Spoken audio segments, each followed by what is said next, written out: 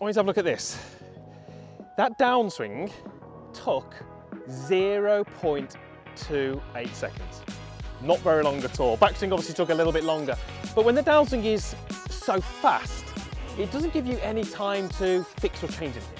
I always say to my students, the inside, my body, controls the outside, the golf club. If you get the inside working well, the outside will work well. So let me try and find a setup. I'm going to put myself into what is hopefully a pretty good delivery position, okay? Let's say this is where I want the golf club to be. I think we'd be fairly confident that's pretty good. And here, my body's in a pretty good spot. But just watch what happens if I move my body into a different position. So you can see from that face on that my body moved, and when you look from down the line, we also see that the club moved. So that little demonstration shows us that if the body's not moving well, and the body's doing the wrong thing, the club's probably doing the wrong thing. So let's get the body moving better, and that's exactly what we did with Carl. If you look at Carl's swing here, he wasn't moving his body well enough in the backswing. I wanted to change that, so I gave him some really, really simple drills. So what was he doing? Well, let's have a look at the setup. When we set up with the driver, your sternum is going to be slightly behind your belt buckle. Your right hand is lower, your right shoulder is lower, and you're going to have a little bit of tilt away from the golf ball. That's really good with the driver. What was happening in Carl's swing, and this is so common, I see this all the time, is he was making a movement that was a little bit like this. I'm going to probably make it more exaggerated for this video, but he was making a movement where his legs were moving away from the target and he wasn't loading into his trail side well enough. So look at that relationship now between the zip on my top and my belt buckle. It's completely changed. My upper body's now tilted towards the target. Now, there's a couple of things happening here. Number one, I don't really feel loaded into that trail side. It feels very difficult for me to hit up on the ball, which is kind of key with the driver. And just watch what happens from here when we start our downswing. We get the upper body way too far in front. We get the club and the hands too far on the outside. And then, as we said at the start of the video, you're either going to make a poor downswing or you've got 0.2 seconds to try and fix it.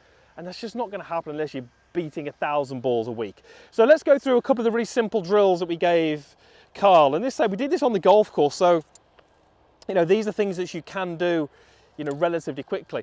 Let's take a couple of alignment sticks. I'm just going to place one on the ground here, and I want that to be just inside my trail foot. Just move it back a little bit. And you can do this with golf clubs if you don't have alignment sticks. And you're going to take the other one, and you're going to put it across your shoulders. Now, the goal here would be to make a rotation and get this alignment stick here on top of the one that's on the ground. Okay, so what Carl was doing was making sort of movements like this, which made it very difficult to get those two lined up. And it also tends to restrict turn. I really feel like I'm struggling to turn at this point. What I do feel at this point is actually quite a lot of resistance.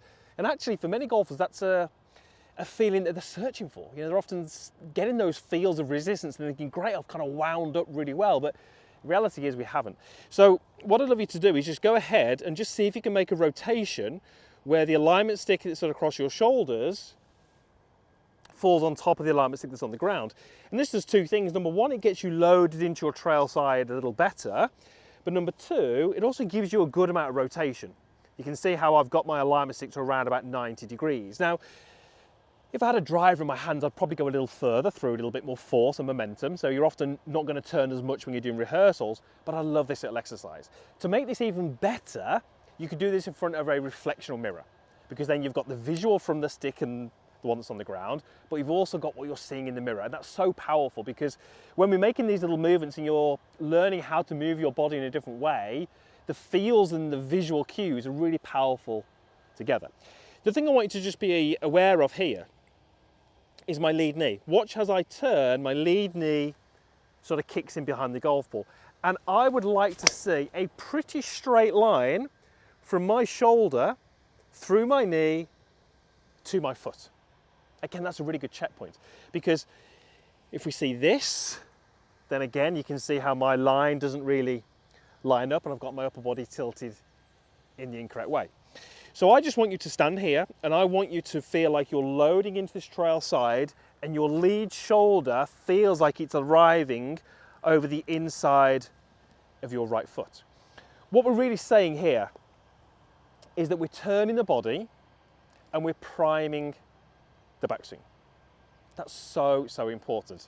So many golfers are trying to move weight and doing it through the lower body this way, and it's going to react, it's going to lead to movements like this at the top of the backswing.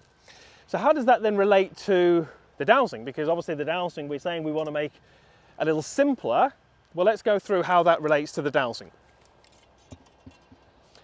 We want to think about that relationship that we had at the start. Again, that belt buckle and those buttons on the top. We said that the buttons were slightly behind the belt buckle, and with our good backswing now, we've maintained those relationships. So if I took a setup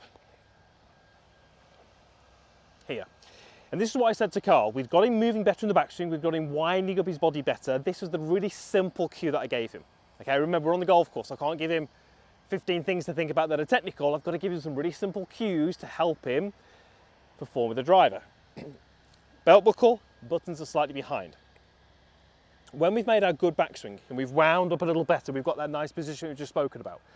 What I simply said to him was, in the downswing, I want his belt buckle to outrace